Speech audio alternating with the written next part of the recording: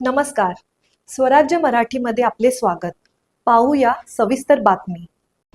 नमस्कार. पहिला तर मी महाराष्ट्राची माफी मागतो की कोल्हापूरमधनं काही चुकीची माहिती बाहेर गेलेली आहे गॅजेट आणि गॅजेटियर संदर्भात.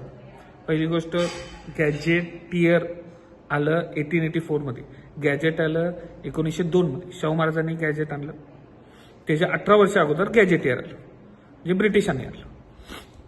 खूप क्लिअर आहे, स्पष्ट आहे, चांगल्या रेफरन्सेस दिलेले आहेत. खरं मराठी भाषेला एक वापरून न्यूसन्स आणि एक कन्फ्युजन करण्याचा प्रयत्न केला गेला. तर काय की एकच ओळ पकडली आणि त्याला धरून सगळ्या गोष्टी क्रिएट करण्याचा प्रयत्न केला की मराठा आणि कुणबींमध्ये लग्नाचे व्यवहार व्हायचे किंवा लग्न व्हायचे म्हणून मराठांना पूर्णपणे कुणबी करून टाकावं. मग असं असेल तर मग त्यात राजपूतांचा पण त्याच ओळीच्या अगोदर राजपूतांचा रेफरन्स आहे की some families perhaps have an unusually large strain of northern or Rajput blood. तर हे का लिहिलं गेलं? कारण का हे त्यावेळीचं सत्य परिस्थिती होती, त्यावेळी असणार. आता काय क्रिएट करण्याचा प्रयत्न केला की नुसतं मराठ्यांना कुणबीकरण कसं करावं ह्याच्यावर जास्त जोर दिला गेला. तर नुसतं कुणबीच का? मराठ्यांचा रेफरन्स मराठा वाणी, मराठा माळी, मराठा तेली, मराठा पारती, मराठा नावी, मराठा सुतार, मराठा कुंभार, राजपूत कुंभार असे पण रेफरन्सेस दिले. हे नुसतं प्रांताच्या हिशोबाने दिले. तर नुसतं मराठा प्रांतच होता का? तर तसं नाही. मराठा ही जात होती, ह्याचं संशोधन त्यांनी केलेलं आहे आणि त्यांनी त्यात लिहिलेलं पण आहे. The earliest known mention of the name Maratha आणि inscription of the 100 BC is about 100 BC, म्हणजे बिफोर क्राइस्ट, 100 वर्ष बिफोर क्राइस्ट ह्याचा रेफरन्सेस दिलेला आहे. यांचं संशोधन झालेलं आहे. काही प्रमाणात त्याच्यानंतर पण रेफरन्सेस आहे, 480, 634, 635 वगैरे, हे सगळे त्यांनी संशोधन करून मराठा ही जात आहे हे जे एक एस्टॅब्लिश केलेलं आहे.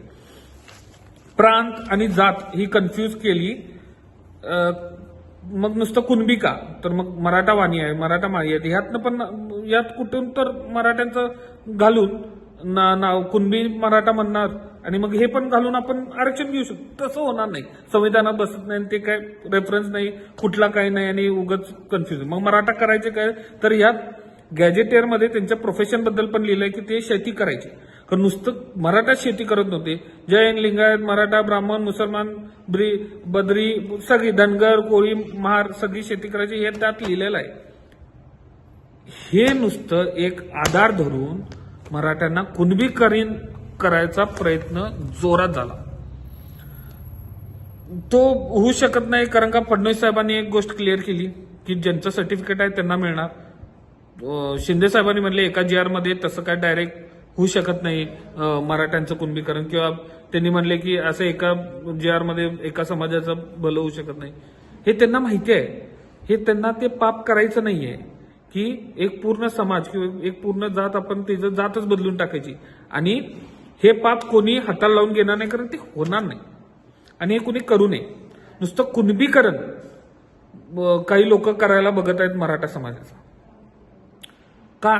कारण का 1994च्या GR वर जी मराठा नावासमोर जी रेष मारली गेली मराठा, ती नुसतं कुणाच्या तोंडातून येऊ नये म्हणून गॅजेट आणि गॅजेटियर्स हे सगळे कन्फ्युजन काढले गेले.